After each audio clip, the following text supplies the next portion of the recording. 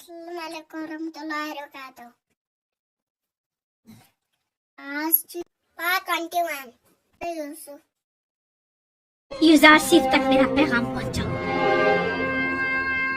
तुम जाओ और उससे कहो या तो मेरी ख्वाहिश के आगे सर झुका ले या पाबंद सलासल करके उसे जलील ख्वार कर दिया जाएगा।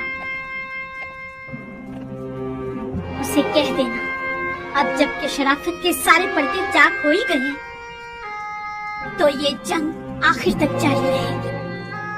इस काम की मामूलियत के लिए आप किसको मुनासिब समझती हैं बानो? मुझे क्या मालूम।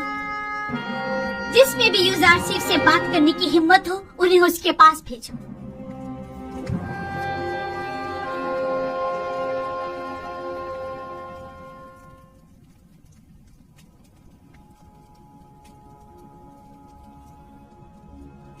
परवरदिगारा, अगर तूने इन औरतों का मक्र और हीला मुझसे दूर न फरमाया और अगर इनकी निरंगियां कहीं कारगर साबित हो गईं, तो मैं सरासर खसारे में रहूंगा।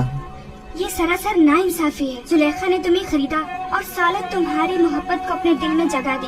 अब तुम्हें जेब नहीं देता कि उसकी ख्वाहिश से रुगर्दानी करो। हुक्म अब्दुल्ली का अंजाम सिवाय कैद बन के कुछ नहीं। जाकर कह दें कि यूजारसिफ जुलेखा के आगे कभी तस्लीम नहीं होगा।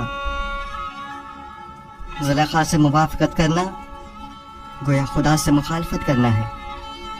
ठीक है, तो फिर हम में से किसी को कबूल कर लो। बेशक हमारी खूबसूरती भी जुलेखा से कुछ कम नहीं।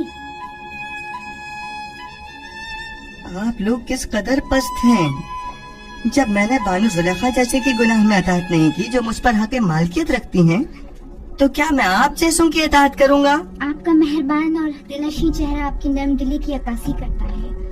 अपने दीवानों की दिल शिकनी आप जैसे मेहरबान के शाया निशान नहीं। अगर दोबारा अपनी नाजायज ख्वाहिशात का इजहार किया तो अदब व एहतराम को पसे पुश डालकर आपसे लानत और मलामत की जबान में बात करूंगा।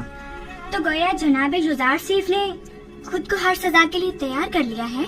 यकीन जानिए कि ना हम और ना ही जुलेखा अपनी ख्वाहिश से दस्तबरदार होंगे और अगर जरूरत पड़ी तो जनाब यूजारसिफ की गिरफ्तारी भी अमल में लाई जा सकती है। आपके जवाब का इंतजार रहेगा।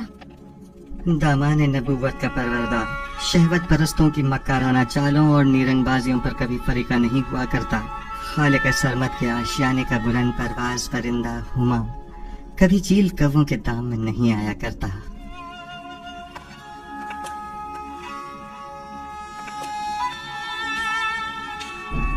दुरूद बर आली जनाब यूजारसिफ।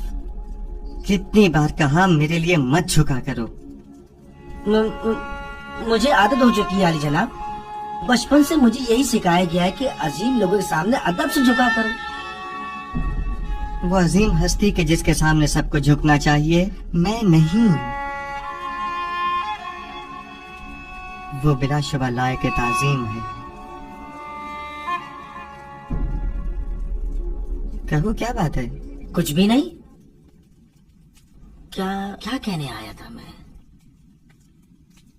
मैं ये कहने आया था कि ये औरतें जो अभी आपके कमरे से बाहर निकली हैं, बानो जुलेखा के पास गई हैं। फितरी बात है। वो बानो जुलेखा की तरफ से मामूर थीं कि मुझे घुटने टेकने पर मजबूर करें। अब गई हैं ताकि मेरी अदम रजायत की गुजारिश पेश करें। वैसे नीनी साहब, तुम जानते हो ये रुमाल किस लिए है?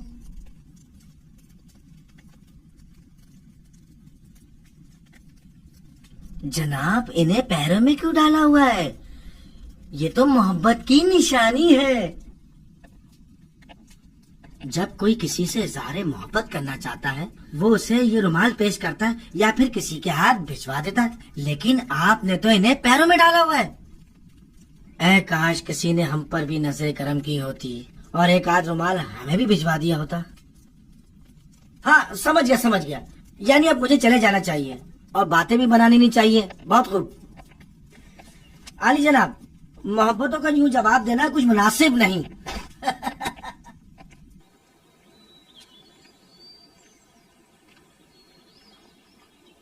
ये हदिया बानो माहिया की तरफ से है।